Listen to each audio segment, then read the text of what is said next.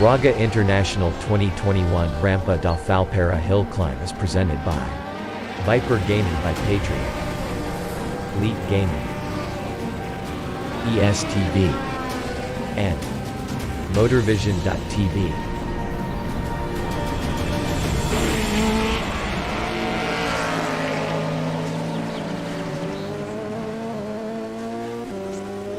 A 1v2 for the tournament. Pressure is on.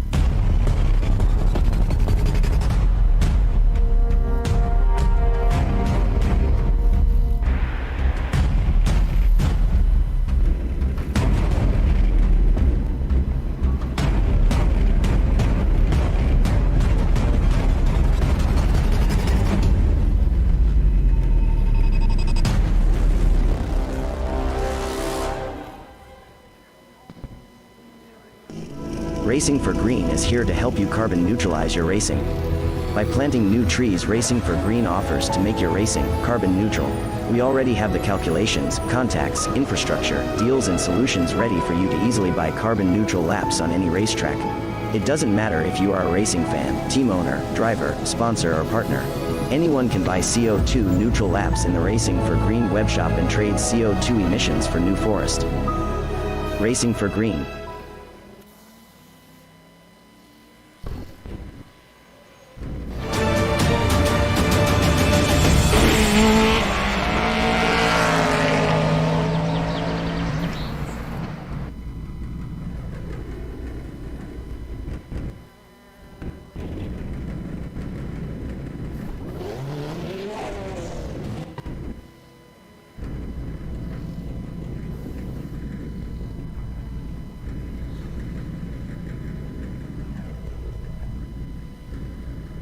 Hello everybody and welcome to the third round of the 2021 Hill Climb Championship here broadcasted by GTR 24H. We've already had a couple of rounds this season that have been very interesting so far. We're now at the Rampa Falperra, in Portugal, just 35 kilometers outside of Braga, and we're on for a 5.2 kilometer hill climb course here today.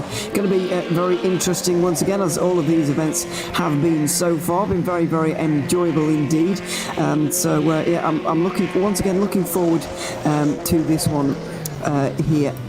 Again, we have 30 minutes left in qualifying right now, so a little bit longer than we otherwise might have, but it gives us a little bit more chance to have a look at these guys and look at who's here today competing.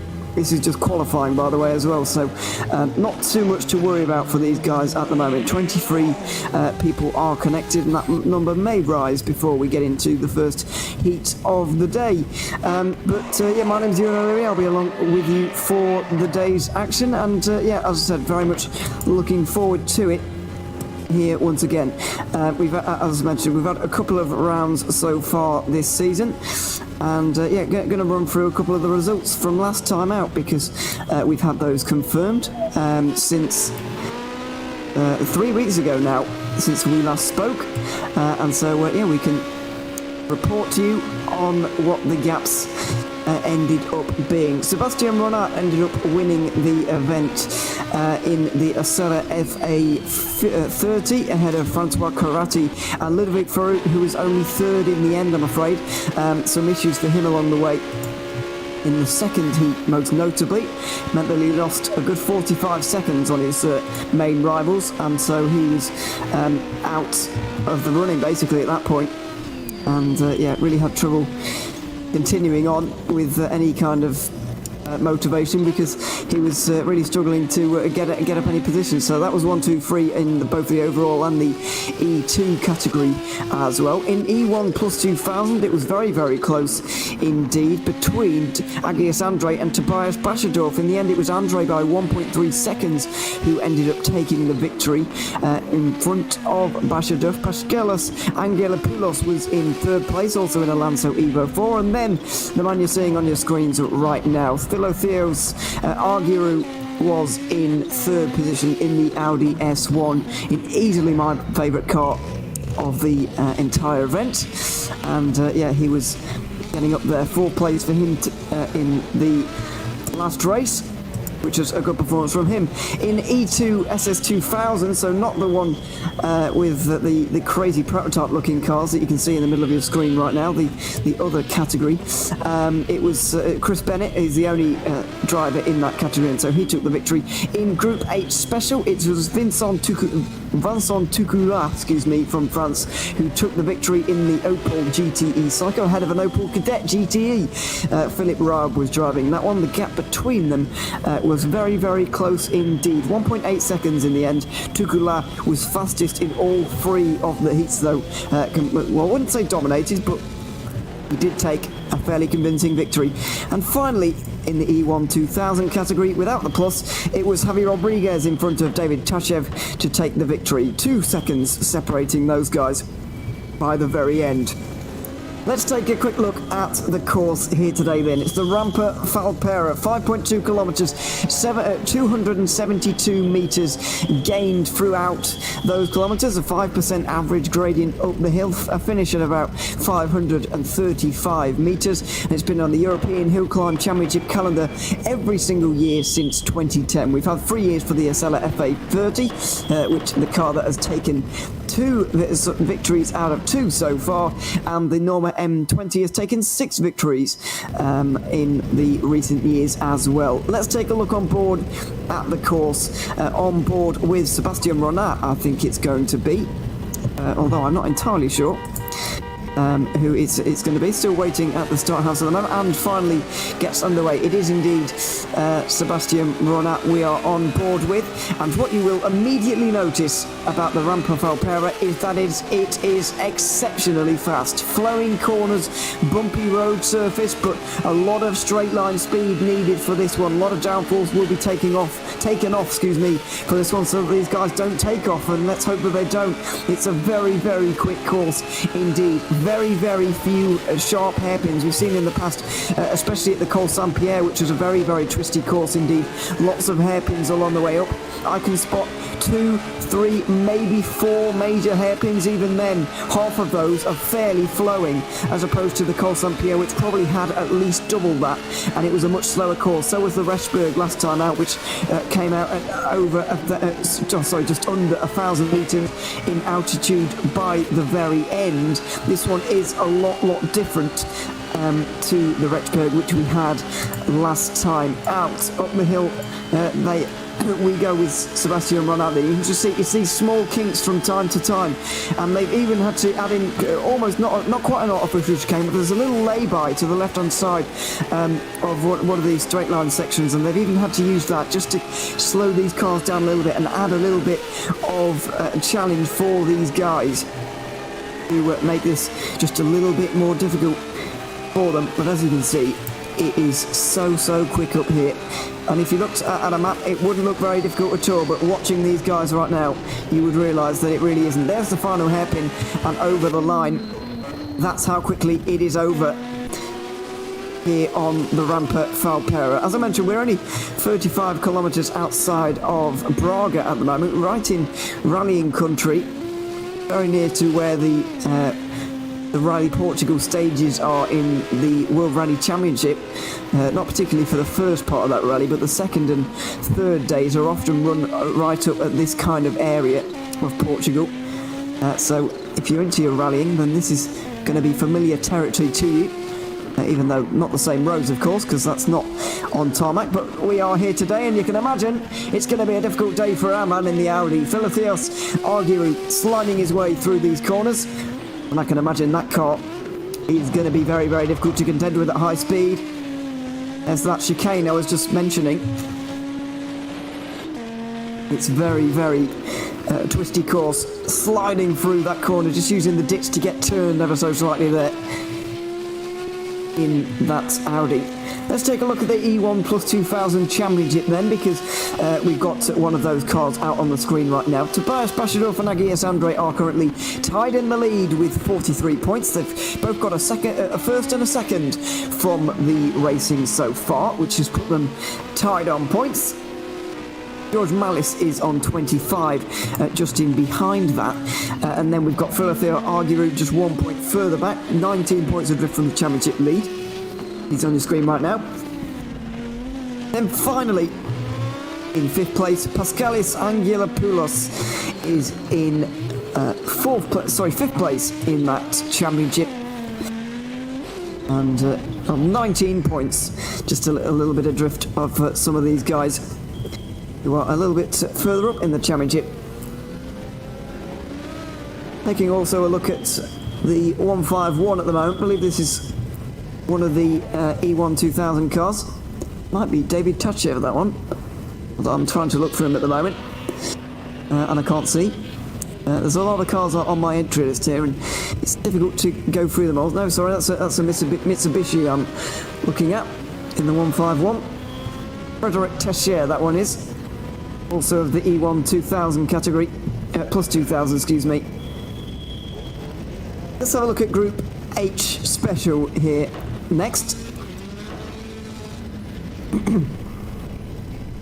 The number 65 car is on your screen right now. Trying to look for who that might be. Marcus Blassel is currently in that car. One of the Group H special cars. While he's waiting in line, I'll just update you on the championship. Philip Raab is now leading it by 36 points. Sorry, not by 36 points. He's got 36 points, and he's got 1 point over Julian Delage, who's in second place in the number 100 Opel. In the Renault 8 Gordini, excuse me. With just under 300 horsepower, but looks like a lot of fun to drive. You can just see him in the background of his shop there on the right-hand side. We're in qualifying right now, by the way. It's a bit of a rush, this one. It's normally 2 hours long, this session, but at the moment we're not quite getting that much time on the boards because, or that much time to do qualifying because of some server issues. They're a little bit pushed for time, these guys, and that's why there's such a big queue. John Spider is in third position, 6 points adrift of Raab, and Vincent Tukula, who came in last time on the Rashberg for his first kind of run of the day, and he absolutely bossed it, managing to take the full 25 points. And vaulting himself straight into 4th place in our championship straight away. Very, very impressive from him indeed.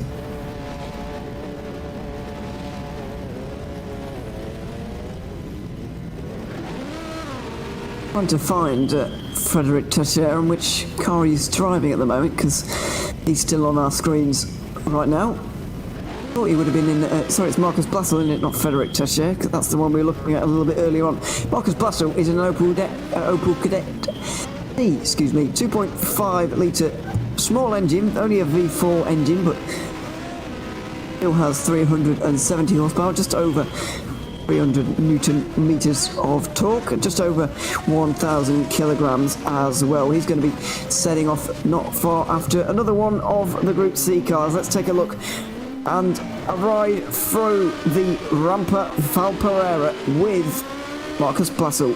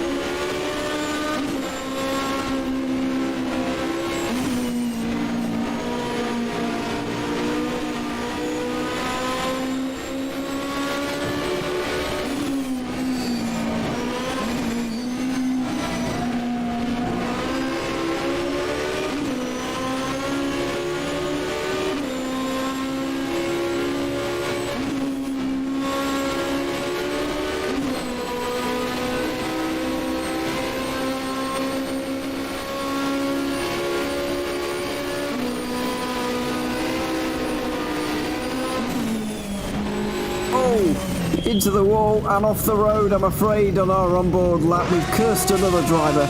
Very sorry about that to Marcus Blassel, but he's off the road, I'm afraid, in qualifying. Yeah, unfortunate to see, but he's back in the garage now and might be going out for another run a little bit later on, but just not for the moment. Going to have a couple more runs out as well here at the moment. I'm trying to spot the number 120 right now. The Fiat X19 Alfa Romeo 2-litre D2 engine, by the way, which is a very small engine, and it might break if it's Alfa Romeo, but looks okay. It looks like a pretty nice car as well. These Group H cars look like a lot of fun to drive at the moment. We're getting down towards those a little bit further towards the bottom. This is John Spider, by the way, driving. He's just been pushed down to 11th by Julien Delarge, who's just got up in front of him by 7/10 of a second. We have got 18 drivers with a time on the board and 25 connected to the server right now. Of those, only one is an E2 car, I'm afraid to say. We didn't actually mention that championship, but Sebastian Renat is leading it by 3 points ahead of Ludovic Ferry, who's in second.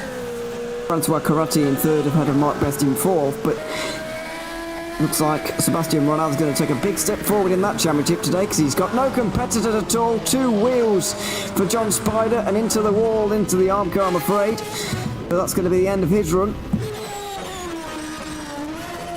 Dear, oh dear, and another clip onto, and a big accident there for the 43.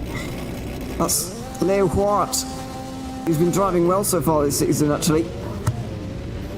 He's been up there in the championship, up there on a couple of occasions, but only really had one good run out of 2 runs so far this season. Still got a little while to go in qualifying. Just a note as well that 2 of these heats are going to count instead of 3, which is what we had last time around. Though it's not all of them count. You can have a bad run in this one, although you'd rather not.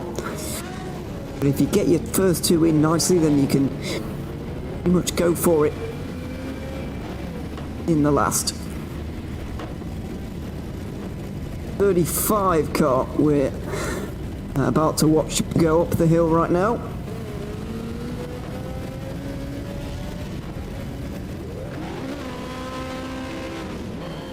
Pulling up to the start, and the 130 behind, very, very eager to get going.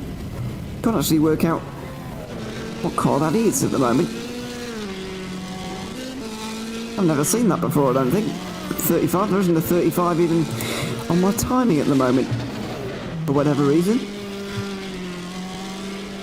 Well, there might be, and I'm just not looking at it, but anyway. Another car I've seen so far this season making its way up the mountain now. And into the wall, I'm afraid.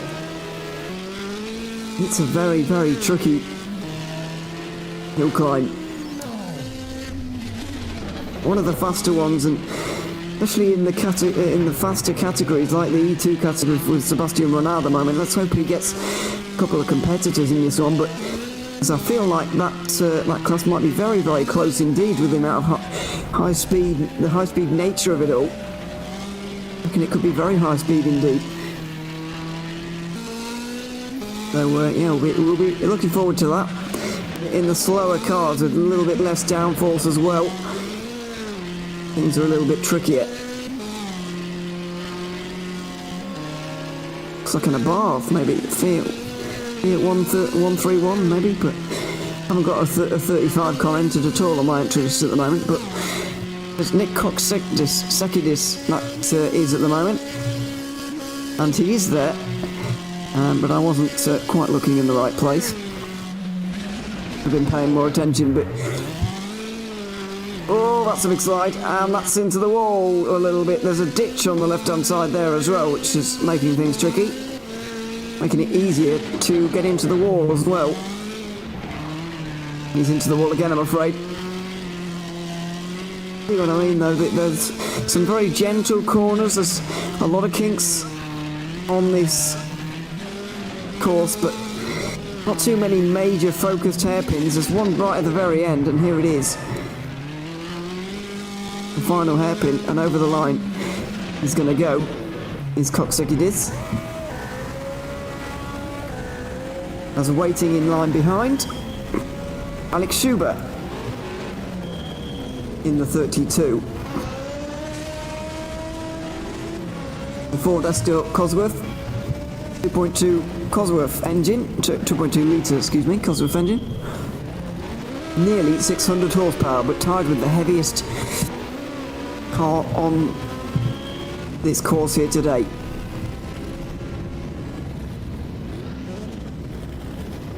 About to make his way out of the start and onto the course. here in qualifying, still being led by Sebastian Ronat. Not seeing any other E2 SC SS3000 cars out there anymore. Or at the moment, should I say. The most we've had at any race so far has been 3. We've had 3 cars at both races so far. Karate and Mark Best, Francois Karate and Mark Best, appearing for 1 each, and Ronald Farouk, excuse me,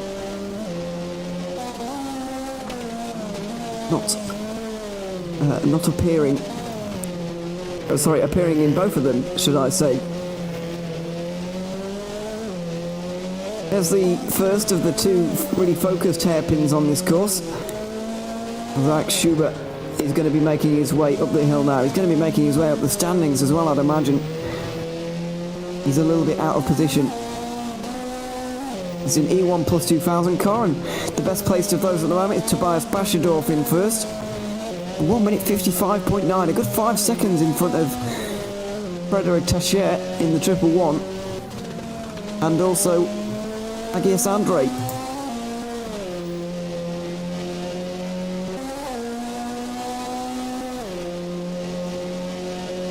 Who he's currently tied at the top of the championship with.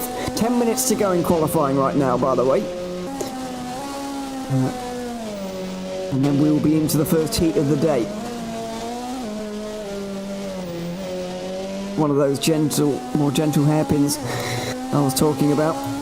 The right first of all, and then there's going to be a gentle one to the left as well. Here it is.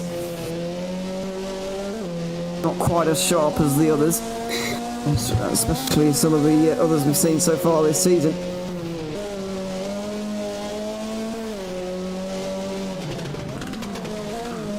Oh, bit of a lock up into the final corner. Where's Alex Schubert going to get up to though? Because I've got a feeling this is going to be a bit of a better time from him. Oh, not too much of an improvement from him. Not too much at all. Frank Duprat is in 19th position at the moment in the 277, not too far behind. He's in one of those Mitsubishi Evo 4s. These guys are good 15 seconds off of Bashadorf, who's the fastest man out there right now. Bashadorf was in that great fight with Agias Andre last time out, but ended up being Andre who was victorious. Oh, into the wall for Duprat, and he's going to be back into the pit lane before you know it. Let's take one more on board then before we go to adverts, before we get into qualifying. He's just pulling up to the house right now, and then we'll be getting ready. Off we go. On board is Olive Tan. We're on board with right now in the Group H Special Opel Kadett. As you can see on the right hand side, it's hopefully written on the dashboard just in case you forget which car you're actually driving. Up the gears, reaching some of the highest speeds we have so far this season. I know the first part of the Rechberg was very quick indeed, but the second half was a lot more technical. It did allow for lap times or times, excuse me, of just under 2 minutes, but this one well under 2 minutes for the fastest guy. Sebastian Ronat at the moment, 1 minute 40.6. Making sure he's qualified right up front. Get first on the road in this event. Gliding his, and Tan into the wall. Sliding his way through these corners. Not too much grip in this car, and here's the little lay-by that they have to go through. Oh, it's narrow, and it's well held together from Olive Tan. Out of it he goes, and into the first of 2 gentle hairpins soon. Little chicane and a shimmy first. A little bit longer to it than I expected, but it's just up the road here in a moment. You know what I mean about the high-speed nature of this course. Over 200 kilometres an hour through those Left and right kinks. There was the first hairpin. That's still third gear though. By no means a real switchback. And here's the second of them. This time to the left. Fourth gear this time for Olive Ton in the second of the two hairpins. They will be getting back up to nearly 200 kilometers an hour before we can get into this very final hairpin, which is just up here. We're not quite reaching that kind of speed. 160 kilometers maybe. But there's the line for Olive Ton. And he goes over it. So then, let's take a quick commercial break here. We're just coming towards the end of qualifying right now, so we'll be back in a few moments time with the first heat of round 3 of the European Hill Climb Championship for 2021. Back in a moment.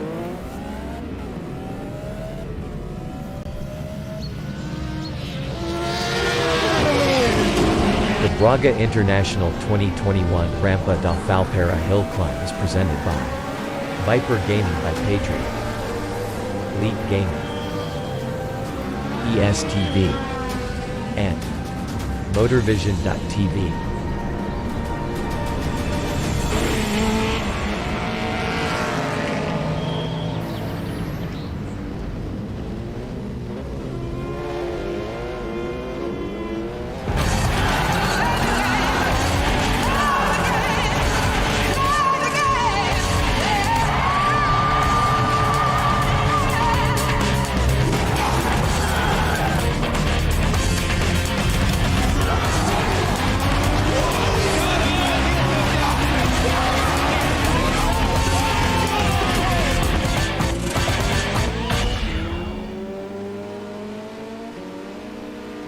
Racing for Green is here to help you carbon neutralize your racing. By planting new trees, Racing for Green offers to make your racing carbon neutral. We already have the calculations, contacts, infrastructure, deals and solutions ready for you to easily buy carbon neutral laps on any racetrack. It doesn't matter if you are a racing fan, team owner, driver, sponsor or partner. Anyone can buy CO2 neutral laps in the Racing for Green webshop and trade CO2 emissions for New Forest. Racing for Green.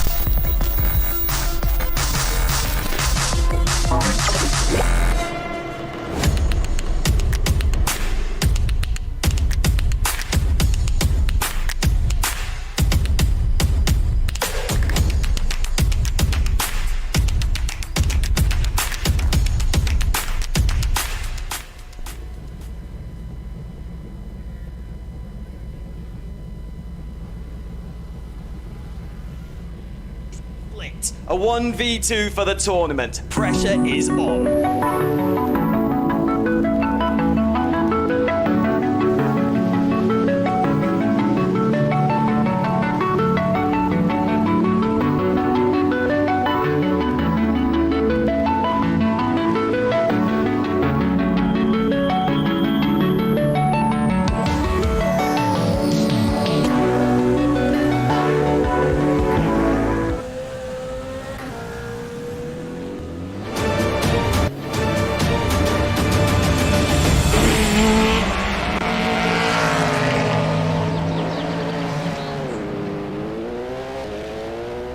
Welcome back to the third round of the European Hill Climb Championship for 2021 here on R Factor 2. We are on the Rampa Falperra in Portugal here today, 35 kilometres outside of Braga for a 5.2 kilometre hill climb, finishing at 535 metres for the third round of our championship. We're just coming towards the end of qualifying right now. It's going to end in literally seconds. The final runs are going to be made right now, and Sebastian Monach should be going out first in this actual in the first actual heat, which will be coming up very shortly. So Tobias Bashadov will be after that. Agios Andre in third, but unfortunately, yeah, we only have one E2 car here on the grid here today, so that's not a good moment for the 137 at all. That is Agios Andre, actually. I was just talking about him, but he's off the road just a little bit. I'm afraid we go back to John Spider, Julien Delage now as well, who's in the Renault 8 Gordini. Going fairly well at the moment, if you remember winning, I think it was winning the first round of the season. Or he definitely went very well anyway, if not winning. Vincent Tukula is going to be going off first of those in the Group H Special category. However, the top four are separated by only 7/10 of a second, with Philip Raab not too far behind that. Nick Koksidis in the 35 is also close by. So it's going to be a good fight in Group H. Yes, in Group H. It's a very big slide for Delage, but he's things going in the right direction. Those guys will be going off around about 9th on back. Javi Rodriguez has managed to get himself into 8th place here in qualifying. He's left behind David Tachev by a mile in that Volkswagen Corrado. He's doing a 2-minute 12 as Tashev, but Rodriguez in the 2-minute 5s at the moment. Can't see Leonardo Bartolini at the moment. He managed to win the first round and been pretty good so far this season.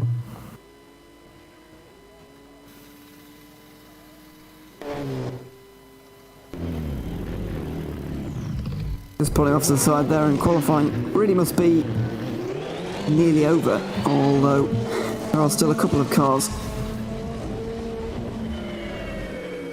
looking to head their way out there.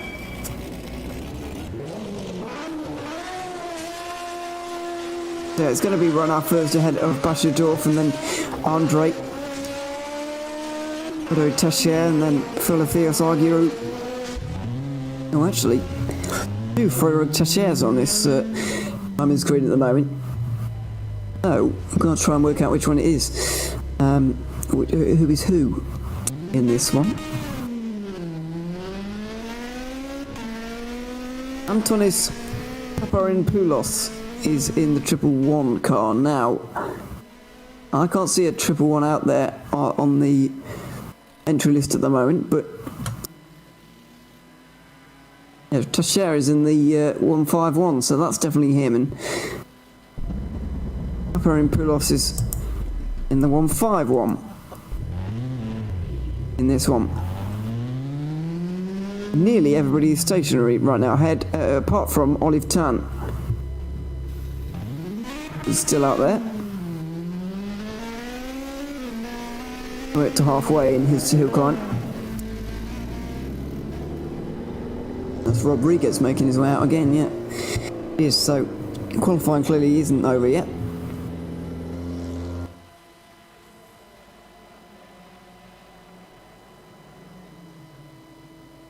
I can't see these guys changing the order too much. Olive Tan didn't actually get to complete his run. Here we go. Session has indeed now been changed, and the order is now going to be set, with Sebastian Renard going out there first. He comes in with a lead in this championship, let's not forget. 43 points ahead of Ludovic Ferruz. 40 points, 3 points adrift. Francois Karati is in third ahead of Mark Best in fourth in that championship. There is also a teams championship in the European Hill Climb Championship.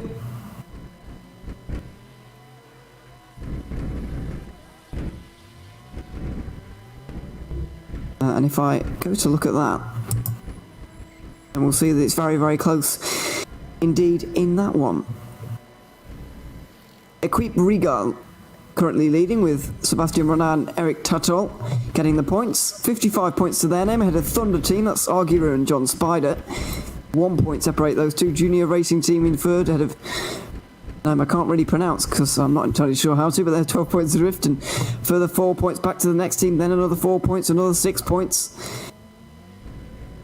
Top 7 separated by 26 points in the team's championship after only 2 rounds, so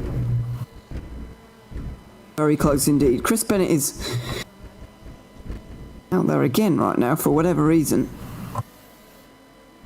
Or he was, maybe I'm seeing things, but looked like he was out there to me.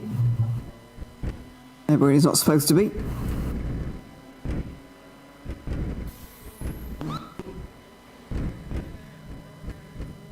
Trying to get my my stuff in order right now. John Pappas in the safety car making his way out to his position that he needs to be in.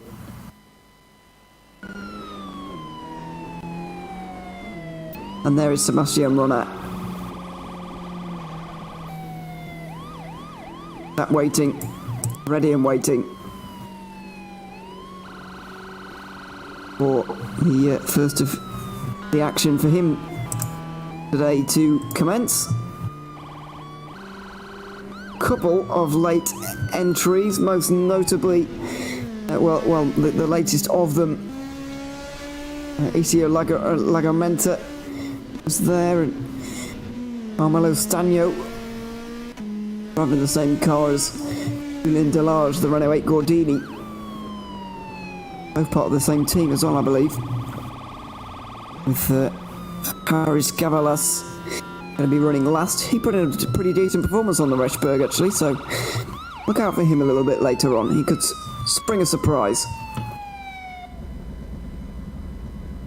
John Pappas is now in position, by the way.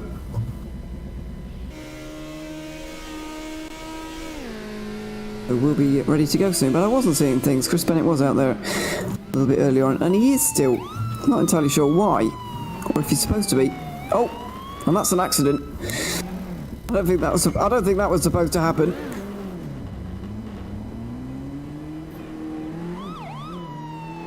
But John Pappas is still making his way out there. Dear oh dear. I get the slight feeling that maybe Chris Bennett wasn't meant to be there, but anyway, he'll be going 14th in the order. Here a little bit later on. Apologies for the delay, by the way. Qualifying was a little bit late and a little bit shortened because of some issues along the way, but that's why we're just a little bit late at the moment, getting underway for this event. Here's the final hairpin for John Pappas, and then we will be able to commence. Hopefully. Nearly 4 minutes of the time that was from Pappas, but that's not going to be troubling anybody in this one.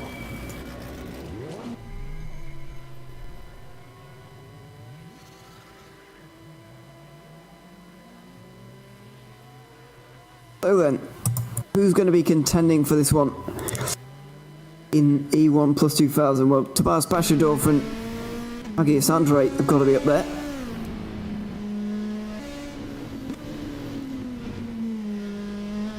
Maybe we'll see something from Antonis Paparinopoulos as well.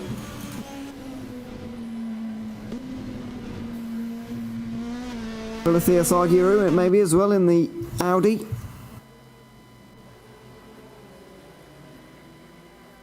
All going to be up there. Looking at Group H, ones to look out for. Julien Delage is definitely going to be there. He'll be rolling off first of those who's in the Group H category. John Spider second. Vincent Tukula after that. Marcus Blassel fourth.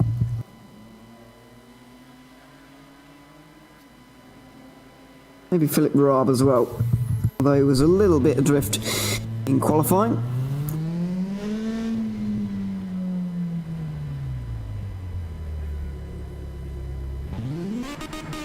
And it's going to be Rodriguez and Tashev in E1 2000, unless anybody else can bring a surprise. A great drive from Rodriguez so far in the qualifying to be able to put in such a performance.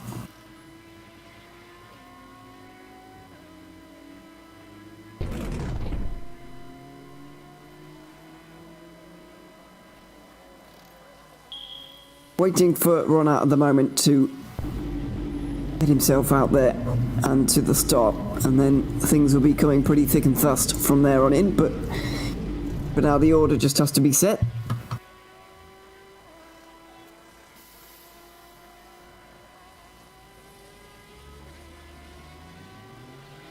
And then we'll be ready to go. A little bit later than planned, but a fairly short course, and there are 26 odd, 27 drivers out there. 28 who are going to be out there today.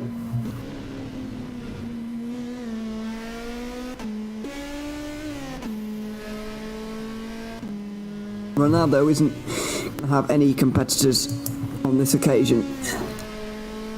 Doesn't look like it's going to be a bit of an exhibition for him, a bit of a formality. And as long as he completes 2 out of the 3 runs, then he'll be fine to make it. I'm not sure what would happen if you didn't have 2 of them. I presume you're out of the event. But I don't believe that happened to anybody in round 1. I know that a couple of those who actually won, so Julian Delage and Leonardo Bartolini, both crashed on at least one of them.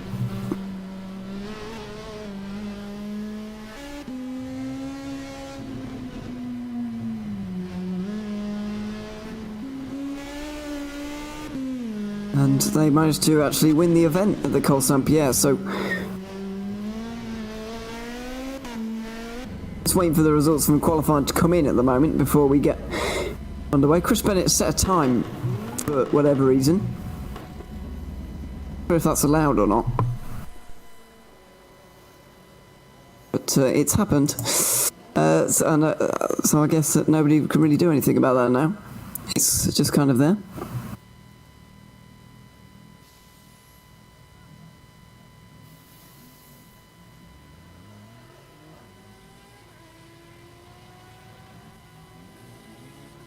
Bit of a discussion going on at the moment as to what's going to happen here.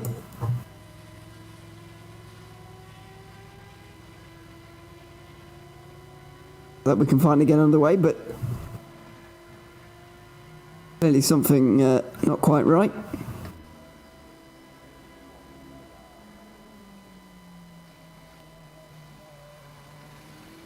Everybody sat waiting in the lane for now. So then, Sebastian Ronat has been given permission to begin the event.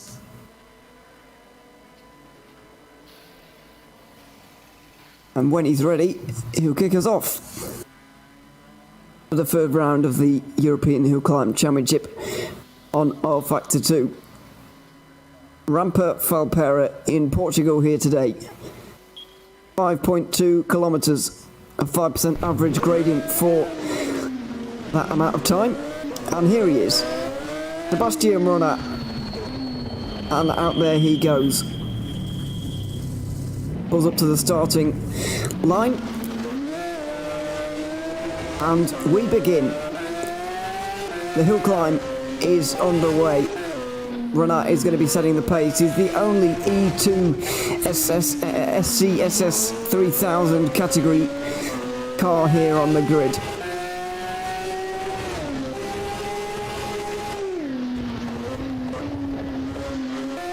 A little bit unfortunate to see that, but we can't have it all, I suppose.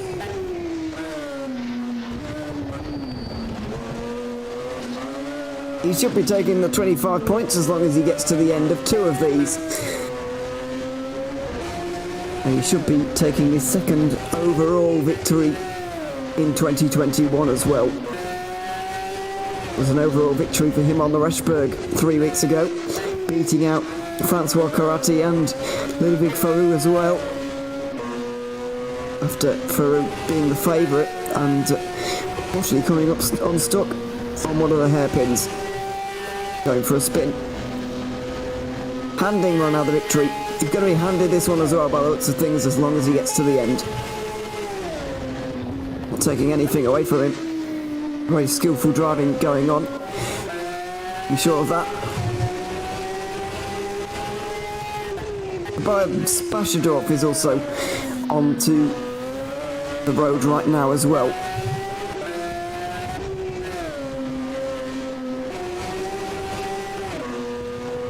And we'll take a look at him because that's where the battle is.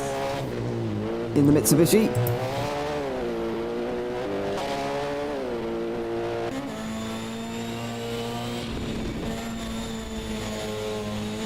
Here we are sliding his way through here at the moment.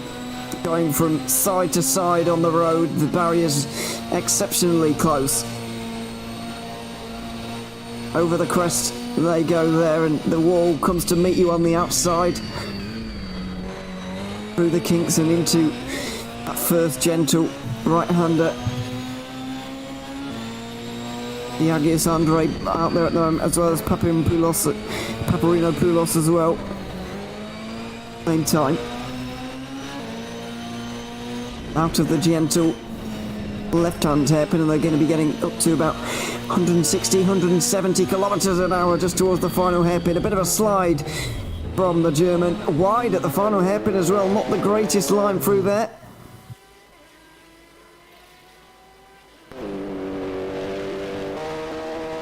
Where's that going to be in relation to everybody else? So 57.4 from him so far. Agios Andre in behind. I reckon that's a couple of seconds slower than what is possible for that Mitsubishi. A bit wide from, very wide actually. The mark being left on the road there by Andre. Final corner for him now in the 137 Mitsubishi. Using all 625 horsepower to get to the line and goes over it with a time that is 2 seconds slower. 49.4 for him as Paparino Poulos in the tied heaviest car in the event here today. Out there right now.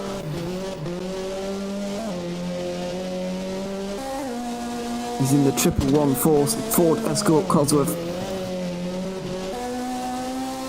Nearly 600 horsepower, and you need all of them to power this heavy car up the climb. He goes up to 4th, where he's expected to be really, with a 2-minute 0.1.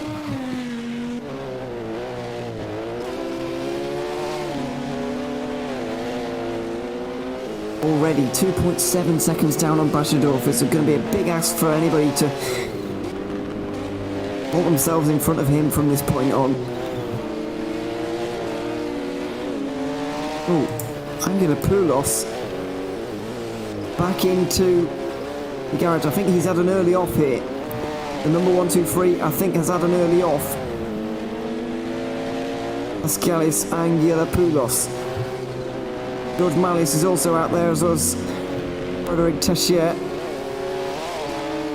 And I believe we're watching right now in the 151, are we? Yes, we are indeed. What's Argue doing though? Going towards the final line right now, and he goes into 5th place, 2.8, 2 minute 2.8, where he's expected to be as well.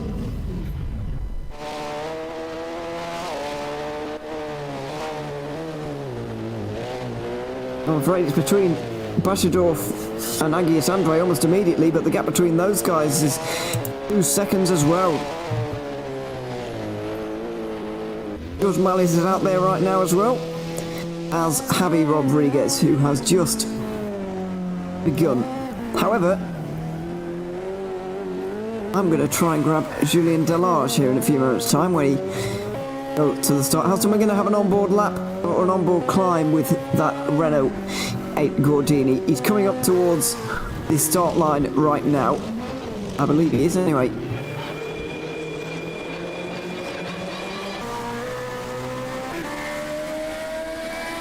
120's out there. Done Spider. Why is Delarge not out there, I wonder? That is bizarre.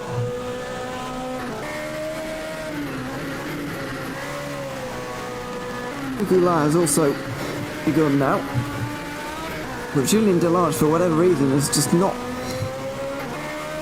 gone out there at the moment. And that's a strange one to me.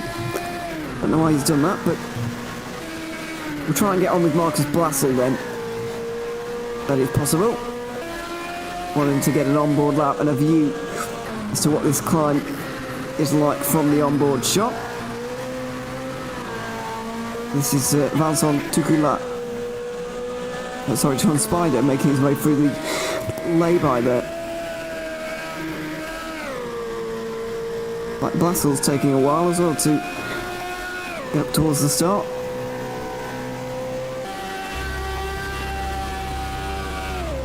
John Spider about halfway through now, and Tukula wasn't far behind him. I expect Blassel out by now, but at least up towards the start, and he's going now. So, there's Chris Bennett just in front, but here's Marcus Blassel. We're going to ride on board with him up the Rampa Falperra and see what his time is like compared to the likes of John Spider and Vincent Tukula, who are going to be going in front of him. Chris Bennett is just in front. One of the Formula cars. It's very spectacular to watch him go up here as well. Taking a little while to actually begin. Here is Bennett, for whatever reason that is. John Spider's come over the line. It's a 22.6 from him. Now that's a little bit slower than what I was expecting. A lot slower than what I was expecting from him.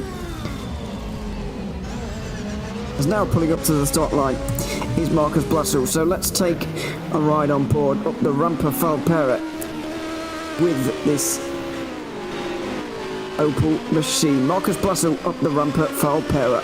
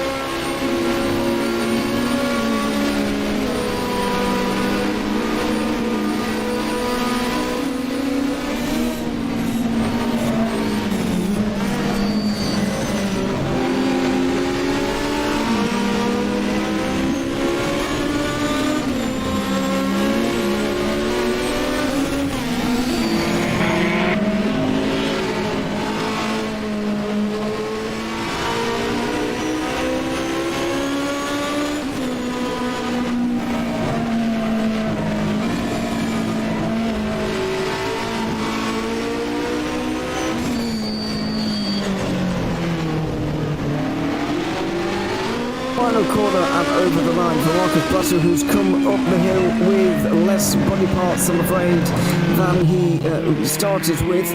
Over the line he goes now. and he is into first in Group H purely because nobody else has really set a representative time here. Although Tukula has actually, he's up the front of the mountain, but Blasso 11.4, John Spider 22.6. That's not really where we expect them to be. But is now out there on the climb, and here, oh, there's the 35 car in the barriers. That's Nick Coxidis in the Fiat Punto, and he is going to be getting his way back to the pit lane, but Watt is out there now, and I thought the large was, sorry, that was Philip Barra. The large has already come over the line, and he has gone into second with an 8.4. A little bit later than what I was expecting from him, but at least he has managed to do the time. Philip Barab is across the line and does a 6.0, so he's only 5 tenths away from Tukula.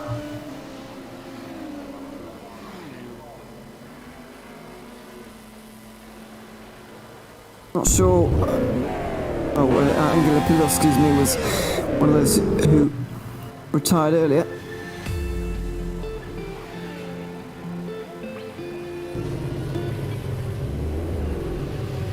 I'll cycle down to somebody who's actually on there at the moment, but when you see someone cross the line who goes up the order quite a lot, you have to back your way down a little bit.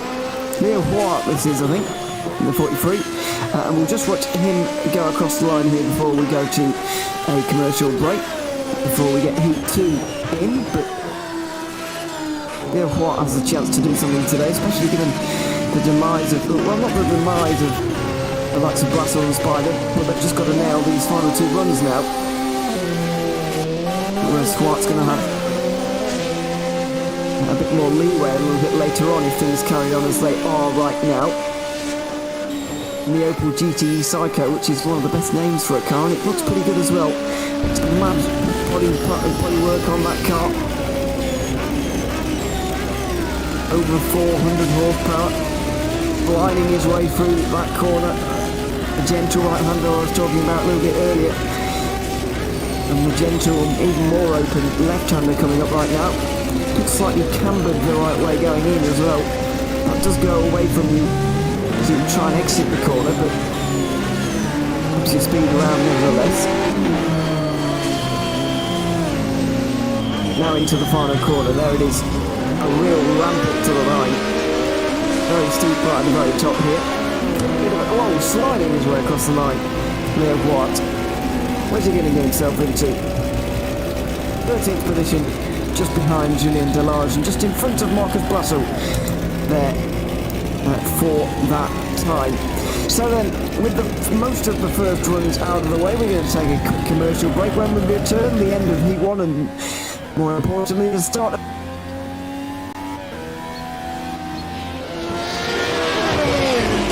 The Braga International 2021 Rampa da Falperra Hill Climb is presented by Viper Gaming by Patriot, Elite Gaming, ESTV, and MotorVision.tv.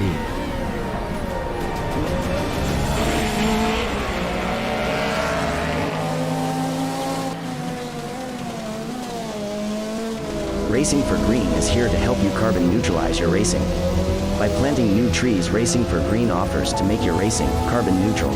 We already have the calculations, contacts, infrastructure, deals and solutions ready for you to easily buy carbon neutral laps on any racetrack.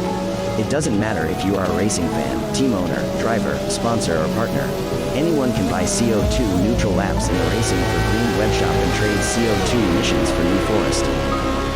Racing for Green.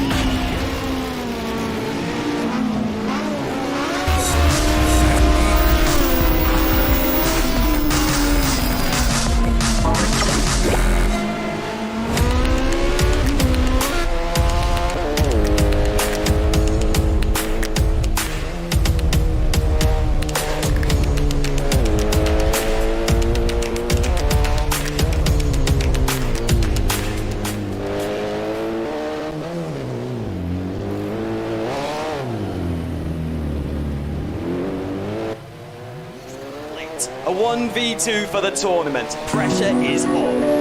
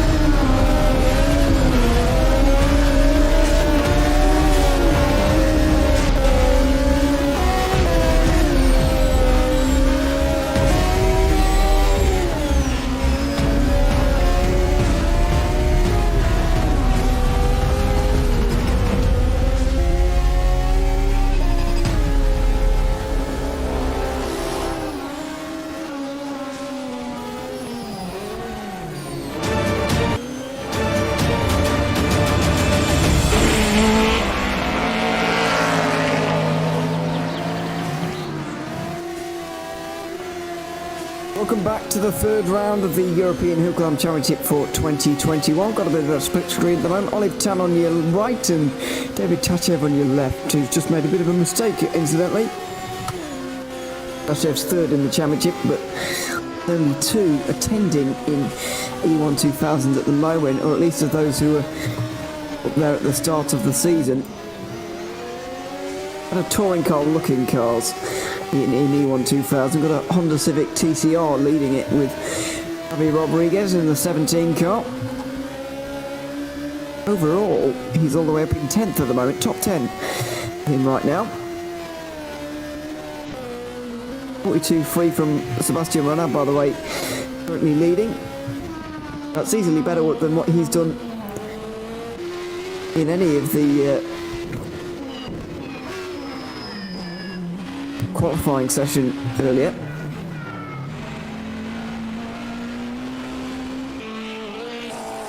Got a couple more to go in Heat 1 here. Tachev just came over the line with a 14.8. 8.4 seconds down on Javi Rodriguez. I'm going to note all these down and keep abreast on who is where and who's going to finish where by the end of the day.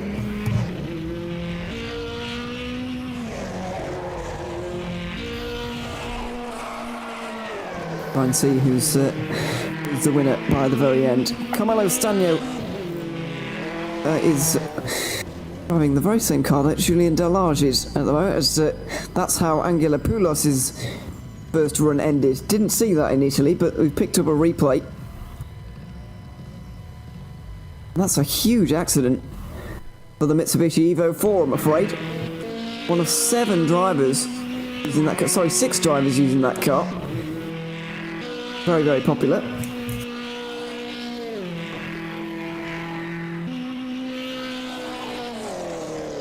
So doesn't even finish his first run. And he needs a perfect second and third.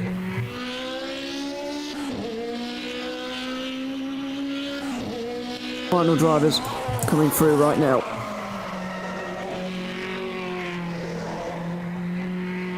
Daniel and Gavalas are both going to be coming through. Daniel from Italy in the 108 Gordini, as I mentioned, same one being driven by Julien Delage, just under 300 horsepower from the 2-litre engine.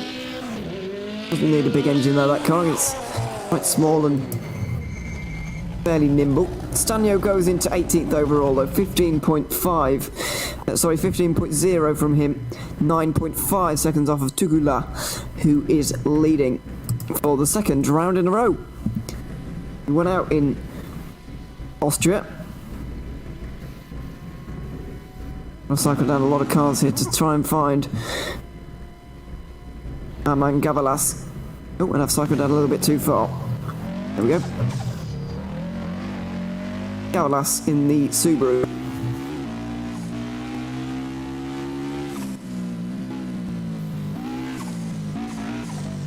Driver from Greece, driving 2-litre turbocharged Subaru Impreza. Oh, sliding his way into the ditch, I'm afraid, and it's around for Gavalas. Hopefully he gets pointing back the right way again. Can at least finish this one. Let's have a look at that replay. Just see how he did it. You have to drive this car quite on edge anyway. Quite rearward to base. It ends up with a lot of understeer, otherwise you just see the slide went a little bit too far. Grabbed him to the right hand side. Into a ditch and up the bank, I'm afraid. He won't be going to the bank, I'm afraid, at the end of this one with a victory. It will be straps for him, I'm afraid. Over the line he goes, 24th overall. And last of those who were able to set a time in that first heat of running.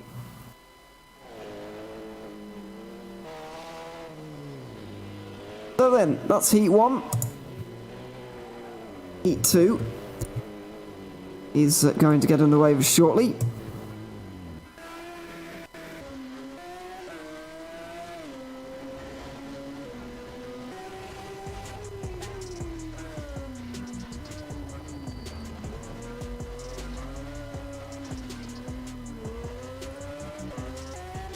Sebastian Renat is going to be first out again.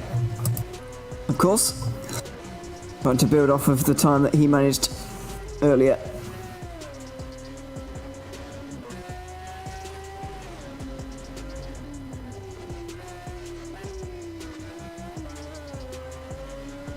Getting everything into position ready for the second runs.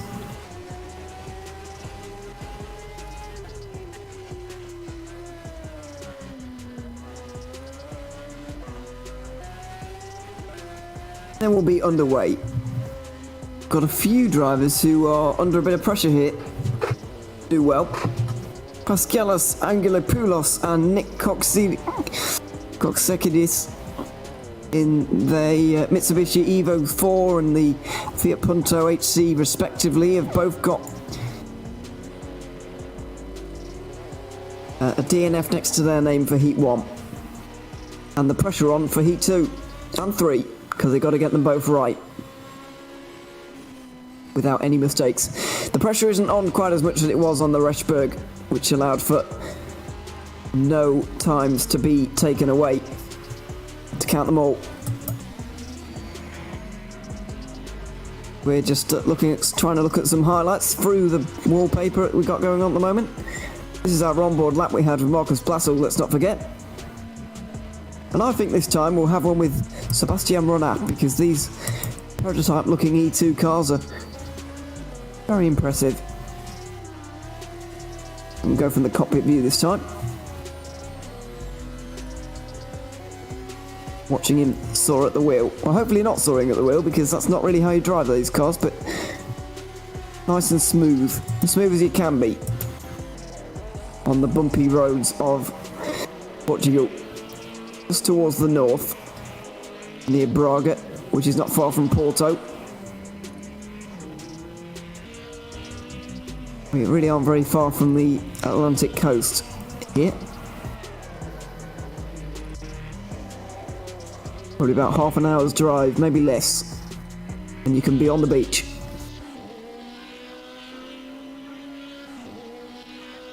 Sebastian Renat might be dreaming of celebrating on the beach a little bit later. Looks like he'll be taking an overall victory. As long as he keeps it on the road, he'll be very, very hard pushed to be beaten.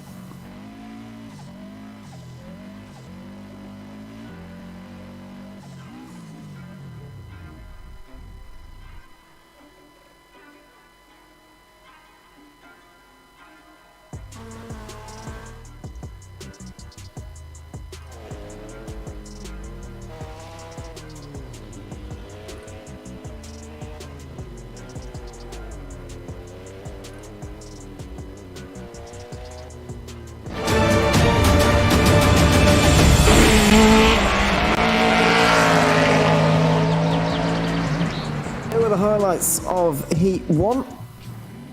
We're about to get underway with Heat 2, and here's Sebastian Renat making his way out of his garage pen and onto the starting line, ready to begin. Sebastian Renat on the Rampa Falperra. Let's listen to it.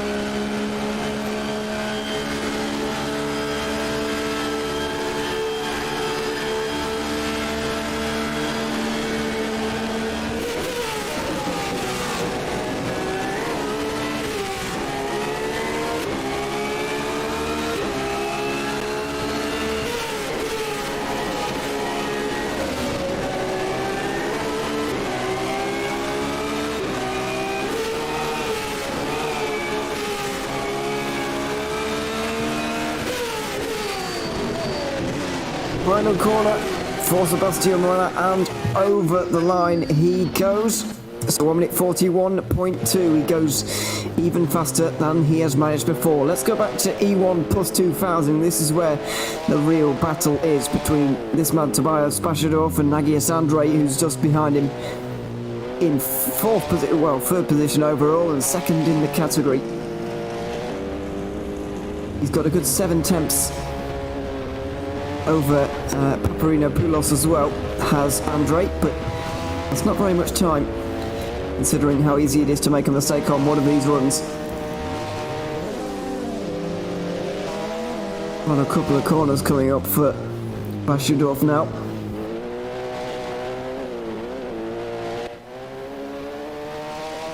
They've found a couple of corners, still got probably a kilometre to go.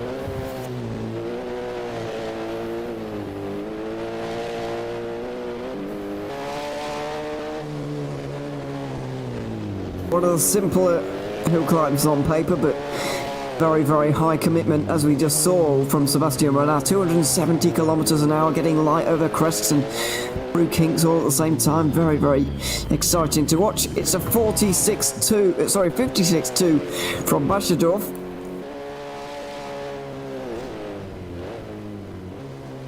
It was 1.2 seconds quicker than he did before. Now Andre really does need to pull out quite the time here to even stand a chance of winning this hill climb.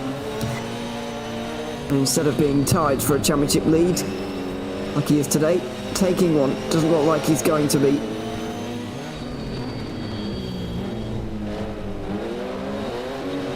The final hill, up the final hairpin, it's over the line for Nagias Andre. It's a 2 minute 2.4. Oh dear, oh dear. Not what the doctor ordered whatsoever, that one.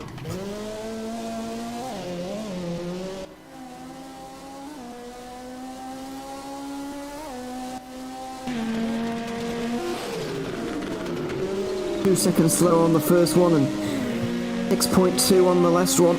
8.2 seconds he needs to make up.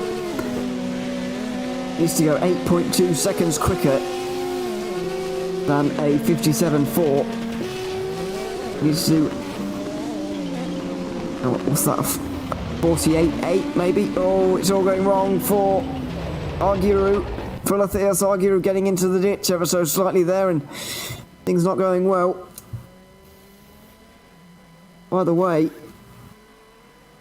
Paparinopoulos has just entered second place in the E1 plus 2000 category, and I'm afraid Argyru's into the pit lane. The Audi driver into the pit lane. Must have had some problems along his run. Can't see. Oh, Vincent Tukulaz just connected and reconnected, so we might not see very much of him with this run, but we'll try and grab a picture. See what his run is, but I want to see what guys like Frederic Techer and Galis Angelopoulos are going to do here. A share over the line now. And back into the pits. A 4.6 from him. He's a fair way adrift, I'm afraid.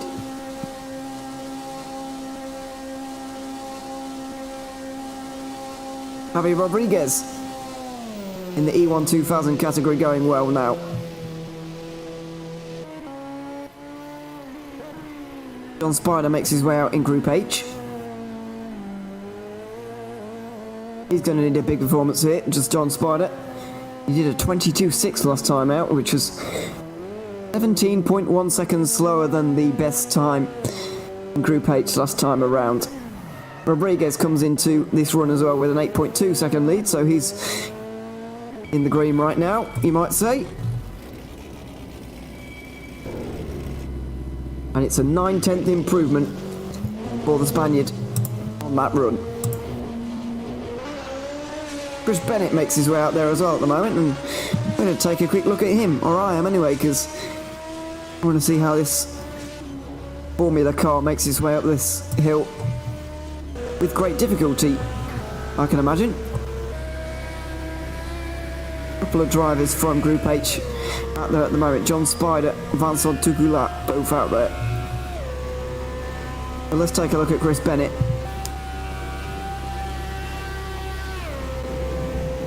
A bug's eye view, I guess you could call it, on the nose.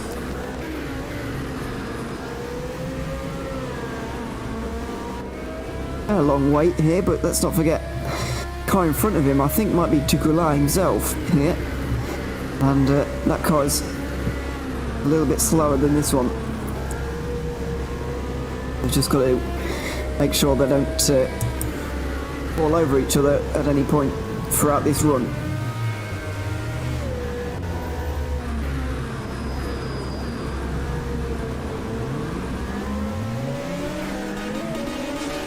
Taking a long time for Chris Bennett to get going here though. He's finally going now, just as I say that. He's onto the hill climb for the second time today. A lot of downforce on this car, of course, which is going to be helpful. But of course, where we're generating so much top speed, the downforce is going to be very helpful because the mechanical grip of this car won't be great. Now, on places like Col Saint-Pierre and the second half of the Rechberg, they're not very strong. But these high-speed corners a little bit later going to be very good indeed for him. Now, where is John Spider? Where has he got up to? 7.4 for him. 1.9 slower than what Tukulat could do last time.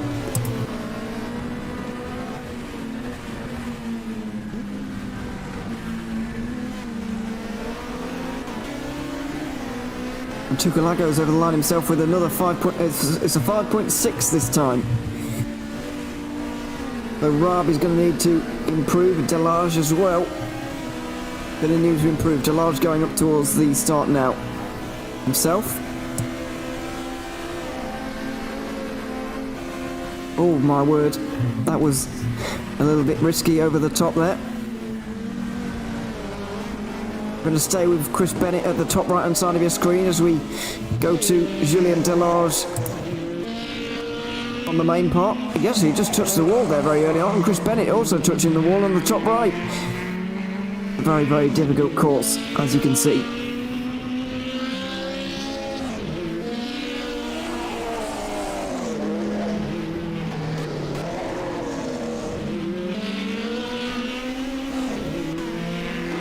Also have Blassel, Watts, Raab all over the line soon as well.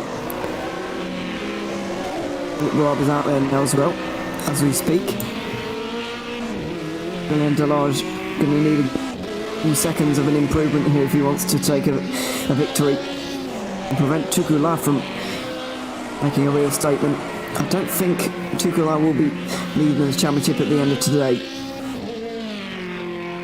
I think that's going to be a little bit difficult for him, but he is going to be getting closer and closer. It's only 11 points adrift as things stand. He's in the lead of the third round as things stand right now. It's at 5.2, a 2 minute 5.2 from Chris Bennett there, just to get himself in front of Vincent Tukulat.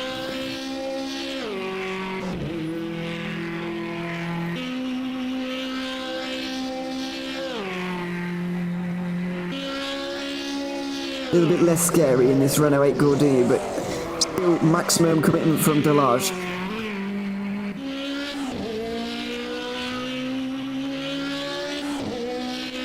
Here's the left-hander coming up. Oh, a little bit of late braking and into the wall. That's another wall that can grab you into on occasion because there is a small gap in the arm car on the right-hand side there, and we've seen so many drivers doing that so far today because it just tips down ever so slightly into the left-hander. Very easy to lock a wheel. Oh, and he's done it again into the very steep uphill. You really don't want to kill your momentum around there because it hurts you run up the hill, but it's a 2 minute 6.9 from Julien Delage. He loses another 1.3 seconds. Vincent Tukulat. Here's Leo Huart, I believe. No, sorry, this is Philip Raab with Leo White not too far behind. What can Raab do here? He lost half a second on his first run. What's this time going to be? Philip Raab does almost identical time again. But I'm afraid it's another 4 attempts lost to Vincent Tugula. And he's going to be 9 attempts down by the end of that second run. It's the 43 of Leo White. Alex Schubert just making his way out of the start.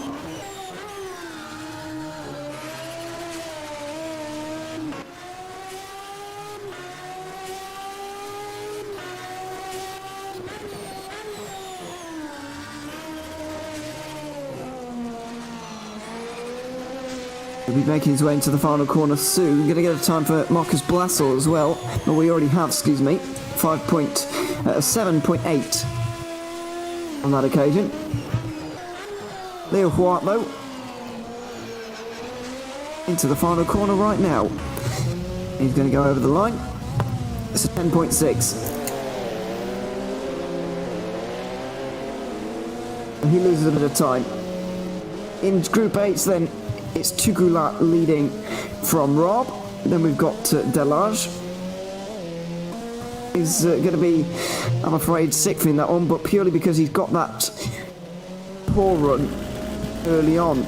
But once that is negated, he might be up there. That 7.4. Don't think he's going to be winning it, but would be up there. Marcus Blassel should be in fourth.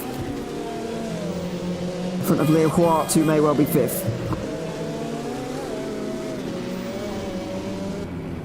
Alright, we've got a couple more guys to come here in Heat 2, but we're coming up to the end here. We're going to just wait and hold off a few more moments before we go to break, because David Tashev is coming up towards the line right now, and this is important for E1 2000.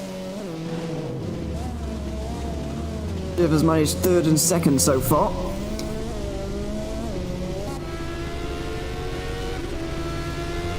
Standings, and it's put him 10 points behind championship leader Javi Rodriguez.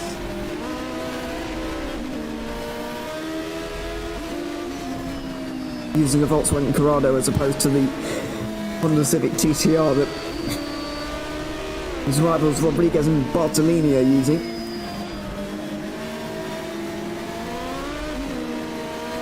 Nearly to inline 4 engine. Over 300 horsepower, 880 kilograms.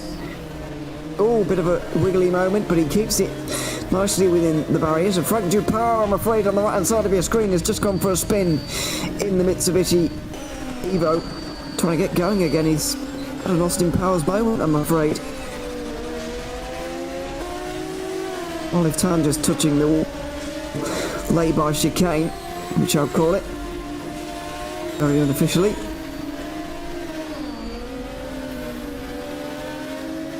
You can see David Tashev on the split screen right now. Into the lay-by himself, not too far behind. Oh, it's into the wall, and he's scraping his right the way around. He's got damage as well. He's got suspension damage, we can see. Oh dear, oh dear.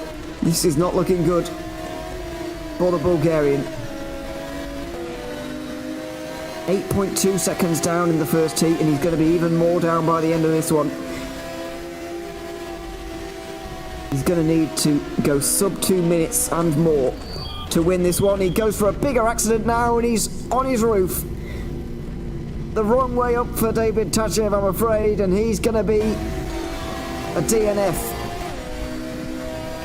Let's take another look.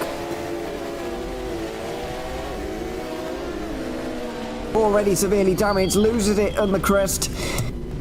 Difficult to control your car there anyway, never mind with damage. And he has gone for a very big accident. Well, with that, we're going to take a quick commercial break. The end of Heat 2 is about to happen, and when we return, the very final heat of the day will be coming right up. Don't go anywhere.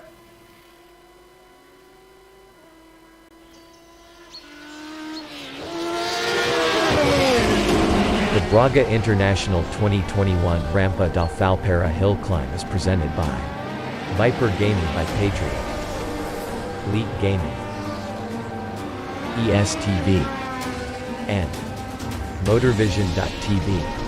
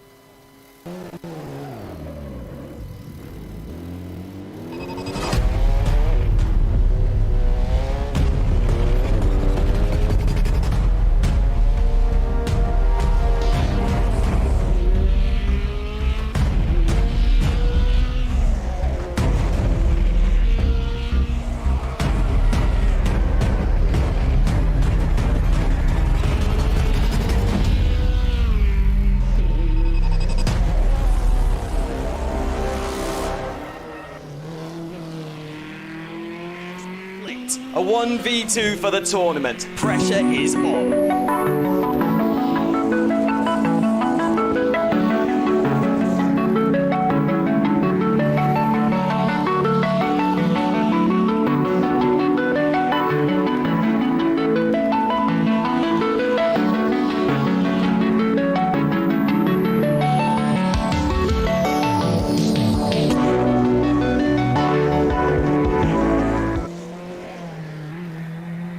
Racing for Green is here to help you carbon neutralize your racing. By planting new trees, Racing for Green offers to make your racing carbon neutral. We already have the calculations, contacts, infrastructure, deals and solutions ready for you to easily buy carbon neutral laps on any racetrack. It doesn't matter if you are a racing fan, team owner, driver, sponsor or partner. Anyone can buy CO2 neutral laps in the Racing for Green webshop and trade CO2 emissions for New Forest. Racing for Green.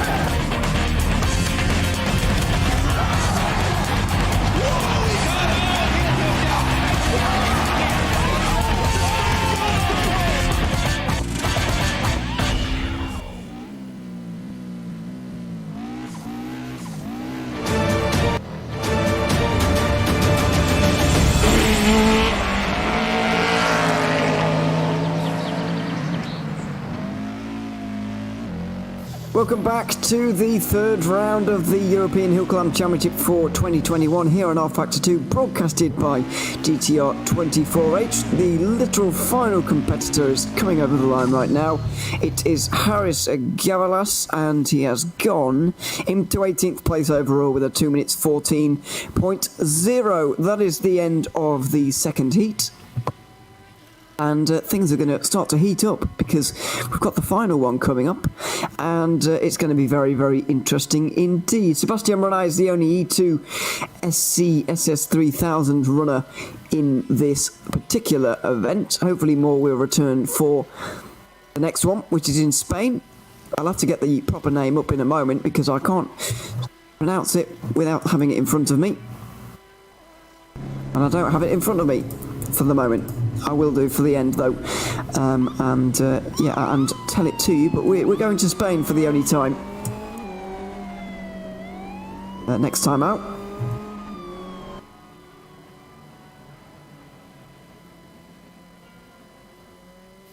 Be good.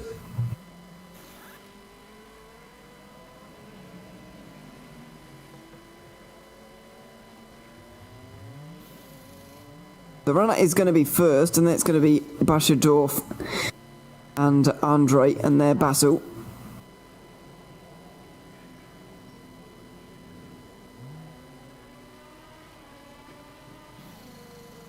How much of a battle is it going to turn into, though? I think Andre really does need 54 too, even if Pashadov doesn't improve next time around, and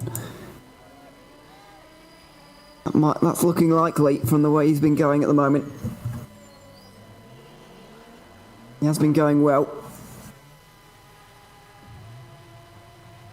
Paparinopoulos has been going well as well here, let's not forget about him.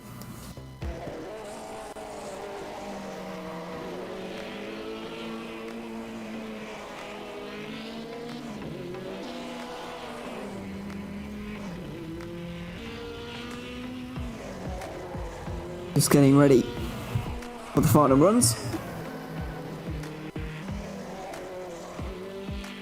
Things getting into position.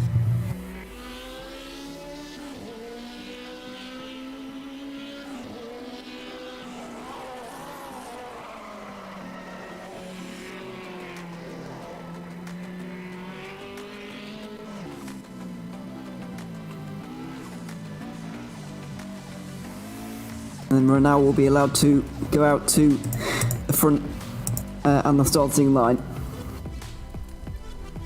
He's confirmed as having won this one overall, unless somebody puts in a monumental performance that would be a good 30 seconds faster than what they've managed before.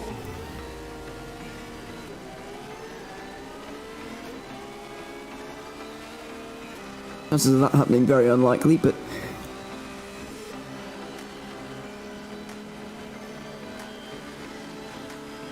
Renault looks set to take a 28-point lead in the championship.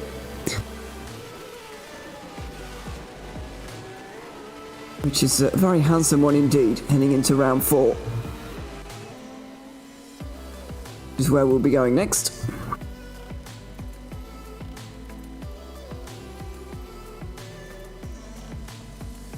Looking at some highlights on the screen right now as we're waiting. On the run so far. And Renault is now finally going towards the starting line for the very first time. And here he goes. Sebastian Renault on a bit of an exhibition. Looking to maybe go faster than he managed before, or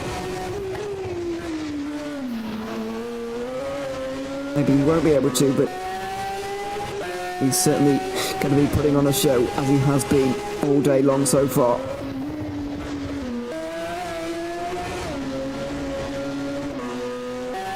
As I mentioned, this confirms him as having a 28-point lead in the championship, and we already know he's going to be victorious in this one. So let's go back to E1 plus 2000, because it's going to be very, very interesting here. Tobias Pashadov, can he take his second victory of the season in front of Agios Andrei? Can Antonis Paparinopoulos get involved? Quite possibly. He's set some good times so far. A 2-minute dead .1 and a 2-minute dead .4 for him so far. Most consistent of those in the front three by a good way. Agios Andrei looking for a much better run than a 2-minute 2.4, which he managed on his second heat. Maybe hoping for a stronger final one. Agios Andrei is also onto the climb now as well. It's going to be between these three for the victory. It looks like, anyway. Matthias Argyro is a little bit too far back. Pascalis Angelopoulos is definitely too far back, and might be resigned to 5th place in the championship unless you can overtake George Mallis in this one. Those guys will be fighting that one out. And I'm not quite sure who's going to be finishing in front of these two, but let's see. Tobias Pashadov right now coming up to the most dangerous part of the course, over that crest there, and he controls it nicely, as he has done all day long. That Mitsubishi Evo looks so planted. He's driving the same car as Agios Andrei, but he's just driving it better at the moment.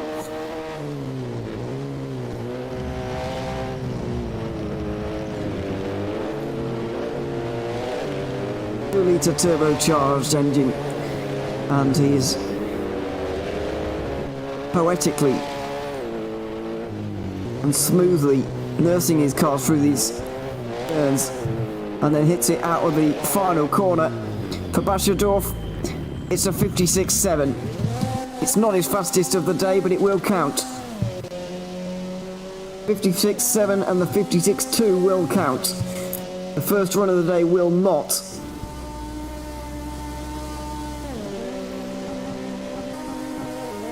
So he needs a 53, a low 53, if he wants to take this. Does Arias Andre? He goes over the line. It's a 59.2, and I'm afraid that's not going to be good enough. Bashadorf is going to finish ahead of Andre and probably in front of this man in the Ford Escort as well. Things have not been going actually that well here on the final run for Paparino Poulos. Here he is in the final corner. He does need a lot of time. Over the line he goes. It's not enough, I'm afraid. The most consistent driver of the day is going to be third behind those guys. Frederic Tacher as well, not the day he would have wanted, certainly. Now that we sorted out 1, 2, 3 in E1 Plus 2000, I'm going to try and get a look back at some of the others, like Vincent Tucula, who's making his way to the start right now in the 33. John Spider is already out there. Lost nearly 2 seconds to Tucula in the one run that has been representative of a time that he can do. Tucula is out there now.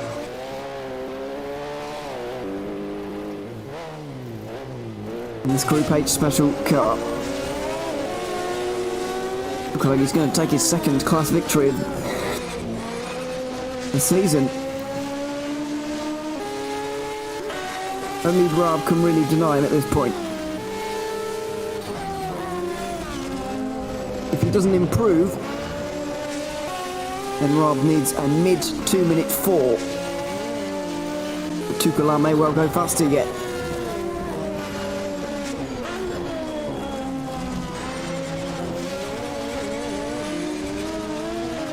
So,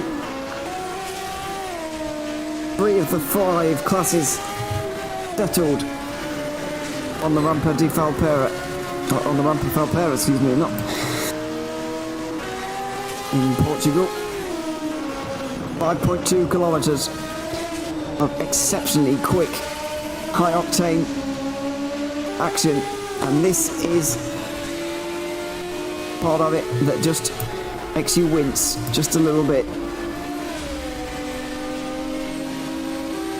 Through he goes, and into the right-hander. Is it going to be for a famous victory? Is he leading himself towards a heartbreak at the hands of Philip Raab, who's currently leading the championship? Or is Raab going to have some of his own? It would be his third second place of the year so far. Into the left-hander for Tucula. Doesn't seem to be the smoothest run so far, but you do need to wrestle this Opel Kadett around. 2.5 litres of an engine and fairly heavy. Going to be lumping itself up this final hill for Vincent Tucula. What's the time going to be? Very impressive again, a 5.7. I'm afraid he's been slowly getting slower, and that is not going to count. But Philip Raab, is he going to be able to do enough in this? There's Chris Bennett, I can see out there, but where is Raab at the moment?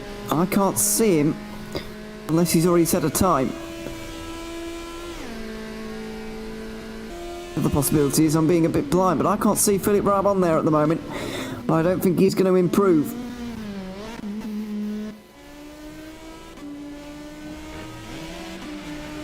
And Delar's not there either, I can see.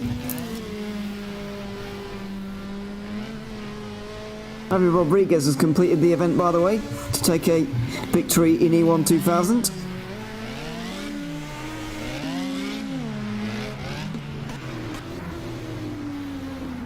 Now, what has happened to Julien Delage and Philippe Raab here? Neither of those guys are on the scoreboard anymore. Chris Bennett gets himself up to 5th, by the way.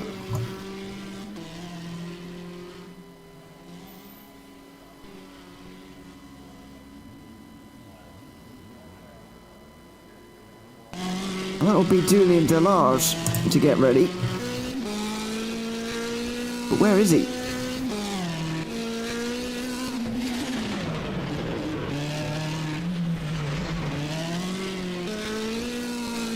Where is he? That's the question. Can't see Raab out there at the moment either. Oh. Look at lads, 2 closest rivals at the moment. Going to be contesting. I just think, Stan, the average between Delage and John Spider would be going down to hundredths of a second instead of just tenths. Delage lost a second in the first heat and then gained it back in the second.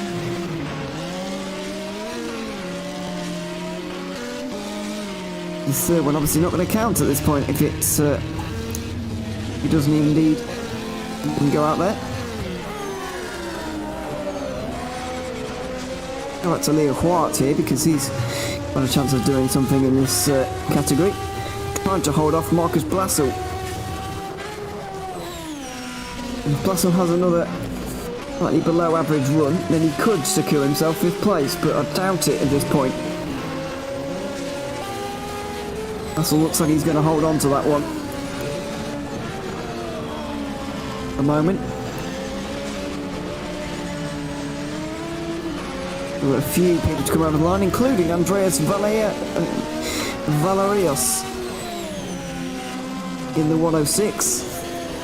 It'll be his first run of the day. Clearly just wants to have a bit of fun right at the end.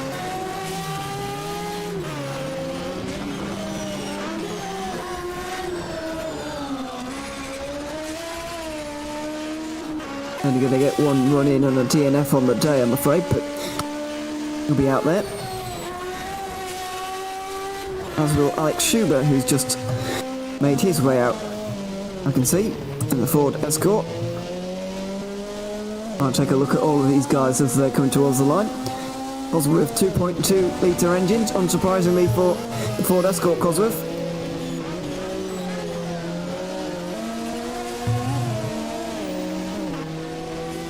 Slightly less horsepower than the slightly newer Ford Focus WRC we have entered onto this year's Hill Climb Championship. Further behind, Gardner, is out there.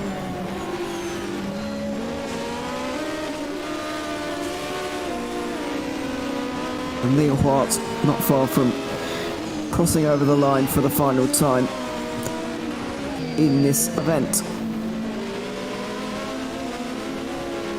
And he does that right now. 11th place overall and 9.1. Been getting faster today has Russell. Gained 8/10 of a second. Sorry, has Leo Hart. Hart gained 8/10 of a second on Blassel in the opening run and then lost 1.3, so it looks like he's going to lose out on 5th place by just half a second at the end of this event. Olive Tan out there, as well as number 47 Porsche, which I don't have on my entry list. It's a difficult name as well, so I'm not going to attempt it it might be so bad it's offensive, but it's a difficult name. There's definitely the Porsche out there at the moment. Just come over the line actually. Issa Lagaretta out there, as well as Olive Tan, Frank Dupart, David Tachev. Lots of guys out there right now. Harris Gavalas has got to come over the line soon as well.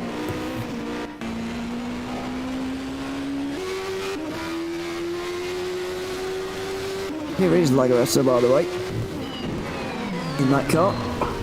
Oh, and that's a big crash. That's a big accident. And over.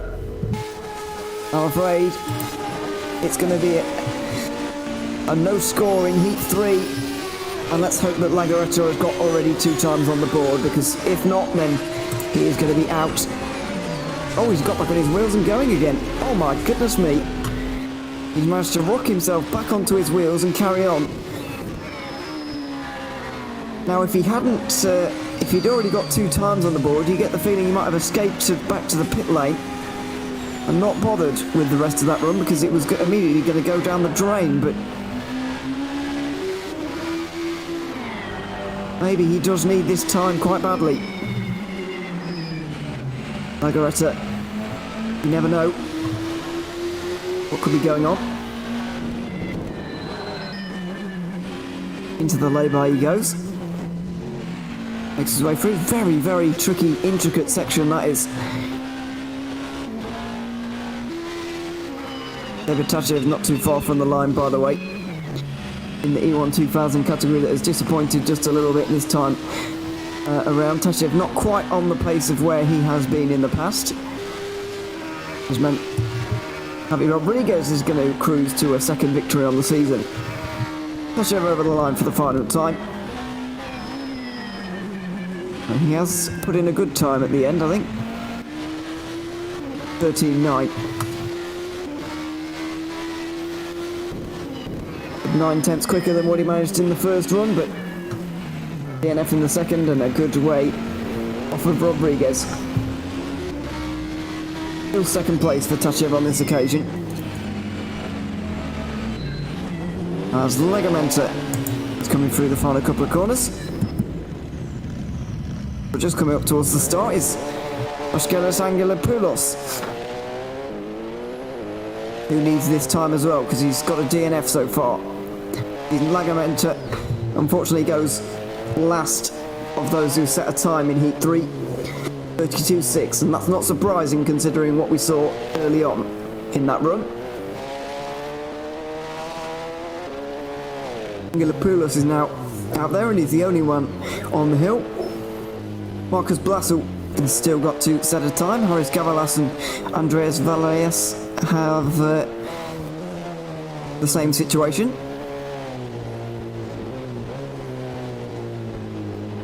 Although unsure as to whether they are actually going to set a time or not. Let's go on board with Angelopoulos, shall we? Here's the view. Making his way up the hill, blowing opening section, and the lay-by coming up. Here it is. You can see it's a perfectly good road to the right there, but it would mean speeds going towards this section here would be quite frightening, and it already is frightening as it is. Look at this right now, going over the hill here in a few moments' time, or over a crest, should I say. Not many crests in hill climbs, hence the name, but a few that we do have are very tricky to deal with, and that was a good catch from the Greek driver. Could have easily gone wrong, that. Bit of opposite lock, and he's saved it into the ditch and scrape on the wall. He's okay. Good onboard shots from him. He makes his way around the left-hander and towards the finish line. Final man out there then, Haris Gavalas in the Subaru. We'll see if Valerias or Blasel make their way out again, but it's looking doubtful at this stage. I can tell you as well that Angelopoulos has come over the line with a 4.1. 2-minute 4.1, much better from him, but still could be finishing around 4th or 5th on the day. Could well be ahead of Pescher and George Mallis, although it's going to be close, and it's going to have to go down to the post-race averages and the totting up that will go up, and we'll update you at the next round, of course. We'll talk about a little bit about that a little bit later on. 12th of July is our next race, so 2 weeks' time, and we'll be there from 9:30 Central European time as normal for the final half an hour of qualifying, and the first heat coming up roughly half an hour after that. Here's the final man out there on the circuit, though. Out there on the climb. Aris Gavalas in the Subaru Impreza slides his way into the final corner of the day, rides his way around the wall. He brings the E1 Plus 2000 car over the line for the final time. It was 11th place in the standings and 8.5, 2 minute 8.5 in that car. That's it then for the runs. Heat 3 is now over. When we return, we'll have some unprovisional results for you from the hill climb and some also unprovisional championship standings. So make sure you stick around for that. We'll just take a quick commercial break and do all that when we come back. We'll be back in a couple of moments' time.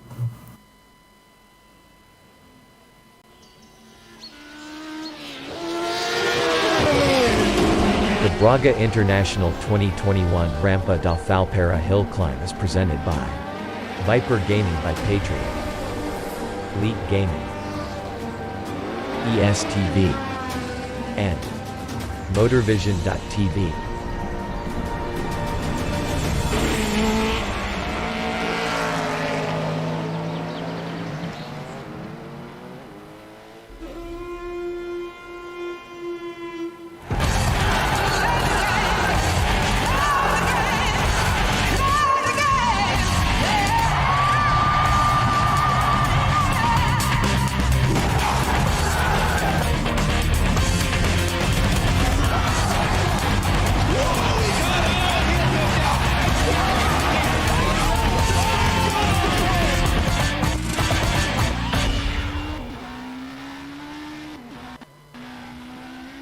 A 1v2 for the tournament. Pressure is on.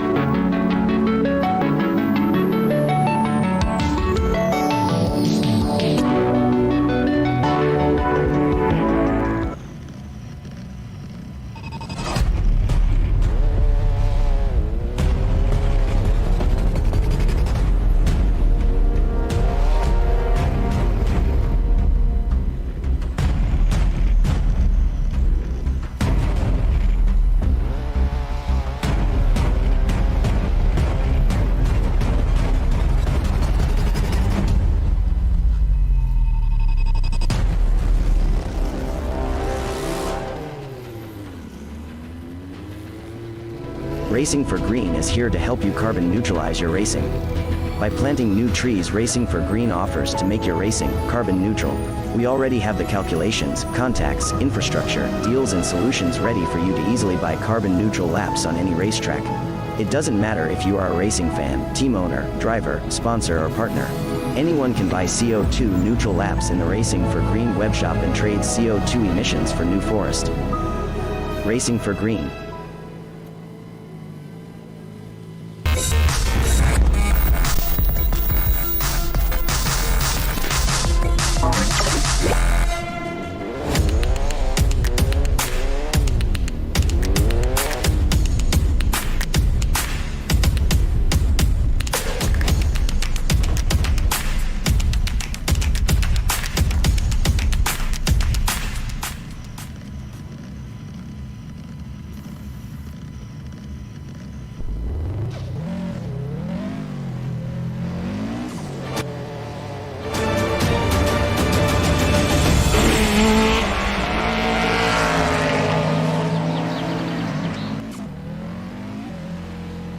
Welcome back to the post-race reaction to the third round of the European Hill Climb Championship here on R Factor 2 in 2021, where we have just seen the Rampa Falperra in Portugal provide the action for the third round of our championship here this year.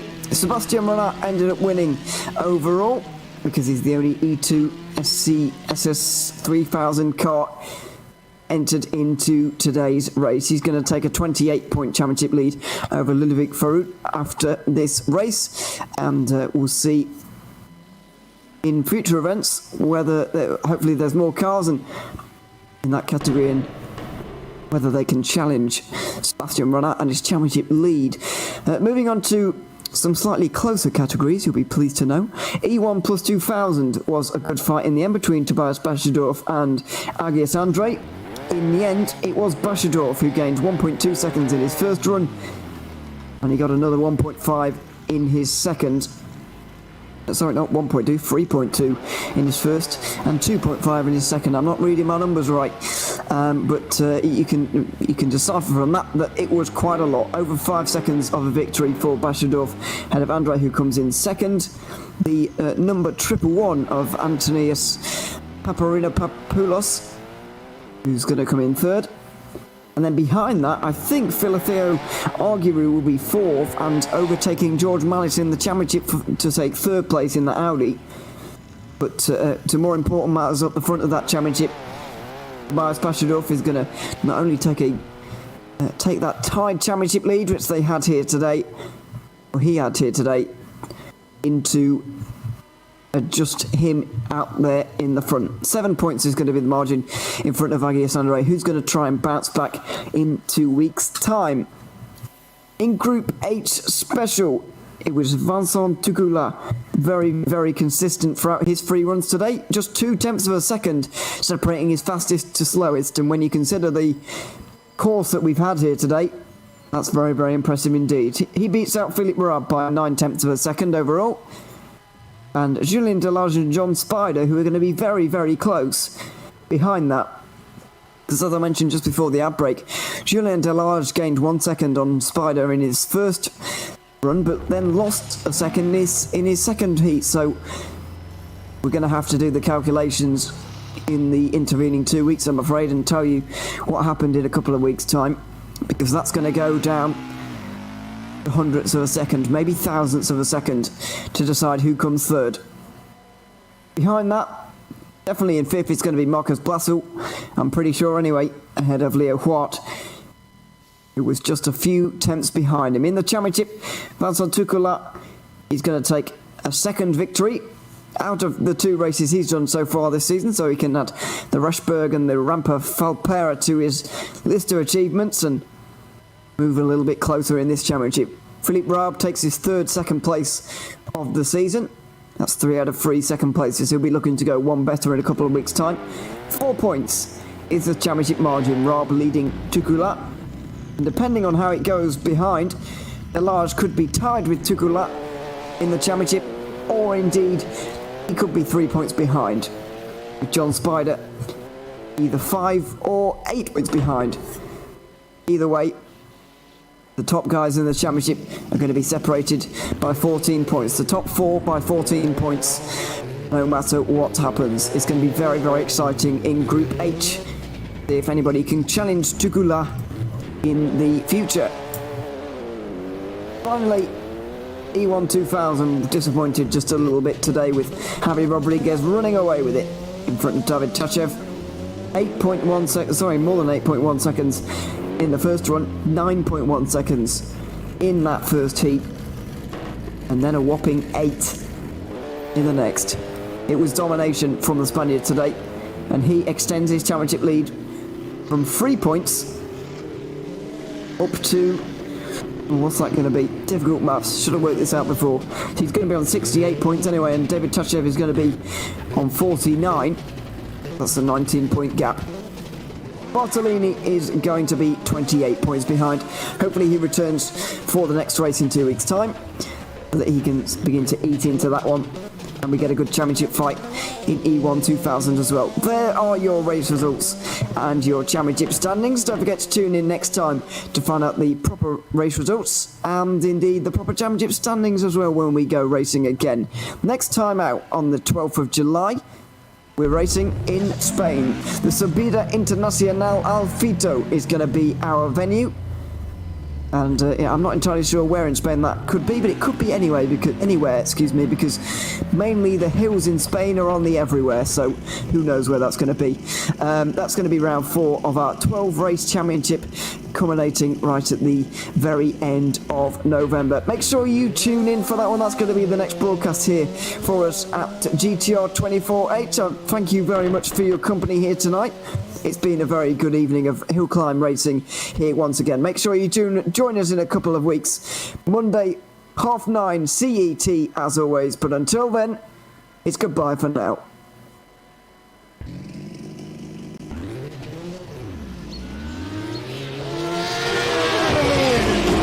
The Braga International 2021 Rampa da Falperra Hill Climb is presented by Viper Gaming by Patriot, Elite Gaming, ESTV, and Motorvision.tv.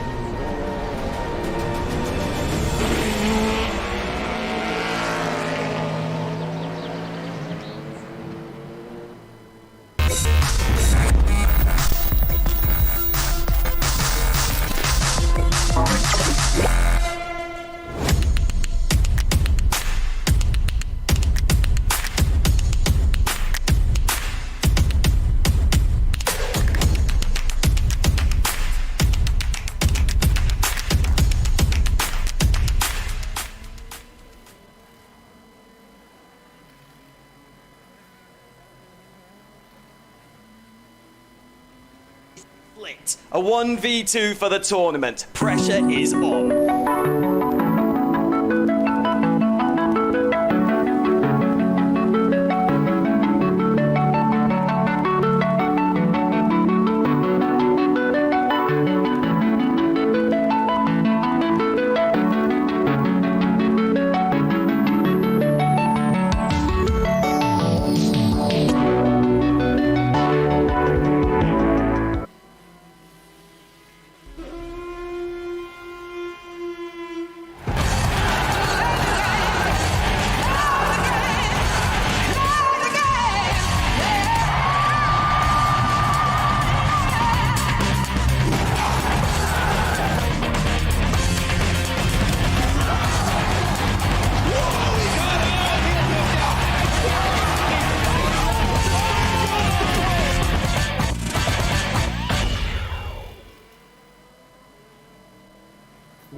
Racing for Green is here to help you carbon neutralize your racing.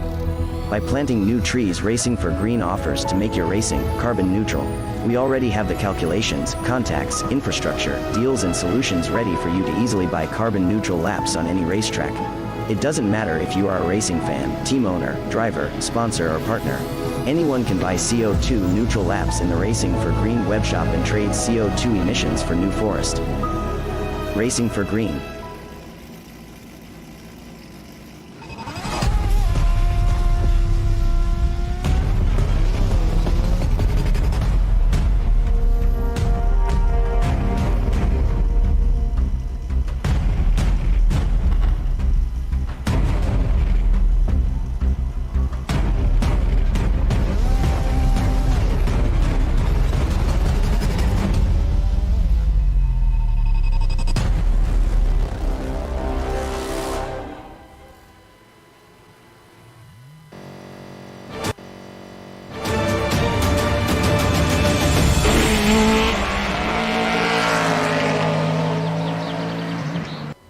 Weird, but if it was just the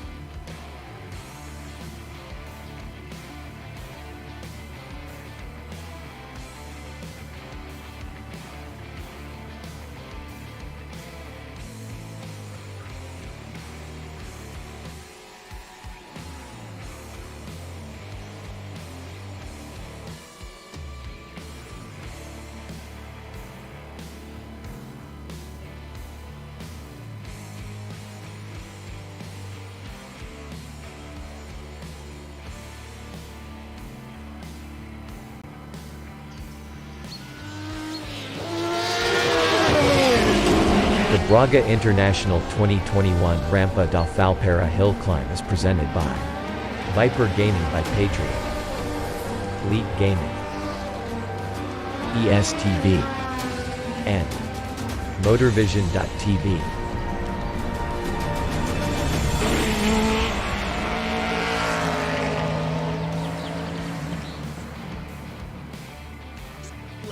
A 1v2 for the tournament. Pressure is on.